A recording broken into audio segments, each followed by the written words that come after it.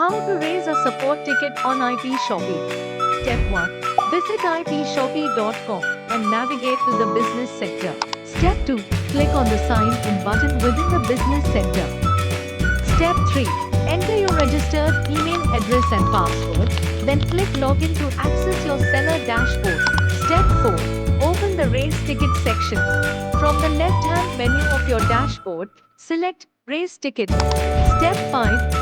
Click the plus icon at the top right corner of the page. Step 6. Submit a ticket. Fill in the required details. Explain your issue clearly.